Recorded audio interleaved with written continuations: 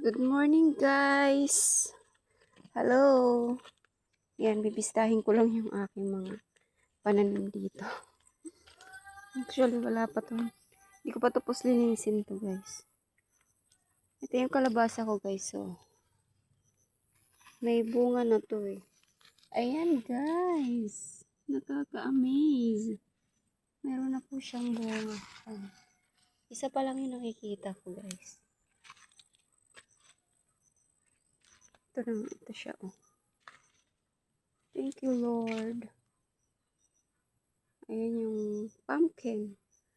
Ang dami ng flowers niya, guys. Buyag. Ayan. Ayan yung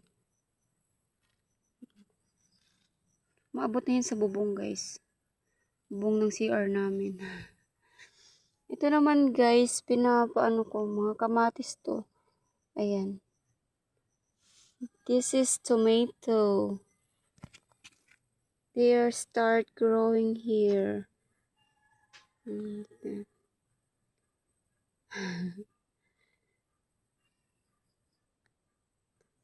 Oh my God.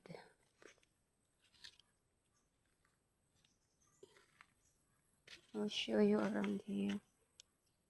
Ayan, guys, ang ganda ng paligid dito. Medyo mahangin. Ang ganda tumambay dito kaso hindi pa namin nagagawan ng ano ito, kubo-kubo para at least may tambayan. Maganda kasi dito tumambay sa likod kasi mahangin, tsaka nandito kasi yung mga ayan, mga puno. Ayan. Ito, guys, ito na part na to. Kailangan ko pa yan linisin yan dyan hanggang doon. Ay, hindi naman ako yung totally na maglilinis, yung asawa ko. Pag nagkaroon na siya ng time. Sa ngayon kasi busy pa kasi sa work niya kaya hindi siya makapagtrabaho. So, sa ngayon, ako muna yung naglilinis pa konti-konti. Ayan, yung kahapon kong nilinis. Tapos ito dito, guys. Ito yung mga kamote ko. Dito ako kumukuha ng mga gulay pag magluluto ko ng isda, ganyan. Dito lang ako kumukuha. Ano lang yan, kuhaan ko lang yan siya ng talbos. Wala namang laman yan. Tapos itong gabi na yan, ayan. May tanim ako dyan ng mga gabi nung nakaraan. Kaso, inano ko, sinira ako kasi pinagkukuhaan ng mga dahon. Kaya yun, nagalit ako. Tinabas ko. Tapos ayan, yan, lilipat ko rin yan. Itatanim ko ulit yan siya dun sa kabilang pwesto. Siguro dito banda. Dito ko siya part ilalagay. Pababaan na kasi to dito. So, may plano akong itanim dito. Yan. Nilinisin ko pa yan dyan, guys, pag nagkaroon ako ng time. Ito nga pala yung mga tanlad ko. Oh, dami niya na, diba? Meron pa yan dun sa taas, sa kabila. Kasi gusto kong palibutan yung bahay ko ng mga tanlad. Marami kasing nangihingi dito. Ayan, guys, may tanim din akong saging dyan. Ayan, laki na.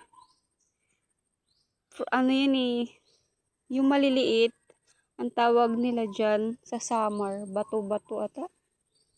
Bato na saging, basta masarap siya. Pero maliliit. Yan, may puno rin kami ng nyug, guys. Yan.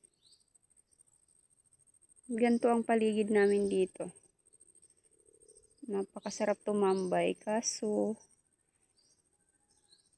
sa ngayon wala pa talaga kaming, kasi yung bahay namin hindi pa talaga maayos yung bahay namin. Ayan po yung likod ng bahay namin. Yung CR namin, pansamantala lang yan. Tinakpan lang namin ng yung mga lumang ba tawag yan? Sawali. Yan. Ito yung kusina namin. Ito yung CR namin. Pansamantala lang yan, guys, kasi alam niyo na hindi naman tayo rich. Hindi kami rich, kaya hindi namin mapaayos agad-agad ng buo. Dahan-dahan lang. Ayan. Yan yung kwarto namin, guys. Ganyan lang kasimple yung bahay namin. Ayan. So, may saging din kami dito. Ganyan. Ganyan lang yung buhay namin dito, guys. Ayan. May mga kangkong ako ditong tinanim. Ayan. Hinayaan ko na lang yan dyan tumubo. Kasi hindi maganda yung tubo kapag yung inaalagaan. Ito guys, familiar ba kayo dito sa gulay na to? Ito yung ano, yung tawagin dito sa amin, libas. Libas. Comment nga po kung anong tawag nito sa ano sa lugar nyo. Pinanghalo ko yan siya kapag magsasabaw ko ng isda like that. Ano lang siya? Sarap. Natural lang siya na pampaasim. Ayan. Yun lang guys. Ito lang yung paligid ng bahay ko dito. Ayan. Hinahulog na ano. Ayan, ito naman. May mangga dito guys. Hindi pa siya namumunga. Pero pag namunga to, malalaki guys. Ayan. Diba?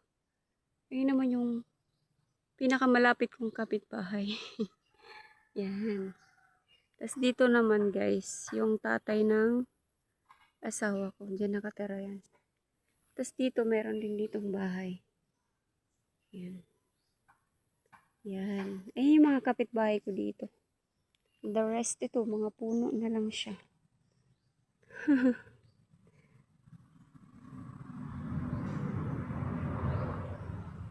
Yan guys. Ganito ang napakaganda ng panahon ngayon guys. Oh. Papansin nyo, napakaaliwalas. Yan. Mamaya to ano na to, mainit na to pag tanghali. So ngayon guys, medyo maganda pa ang ano. Ito guys dito, hindi pa to tapos. Hala pa kasi kaming budget. So pansamantala, trapal lang muna. Ito punit na nga to guys. Oh. We don't have money to repair this area. This is our balcony. Yes. Kapag nagkaroon na kami ng pera, ng sapat na budget, ano, maayos na rin namin to guys. Yan, simple lang yung bahay namin guys. Simple, walang arte. Yan lang, kasimple.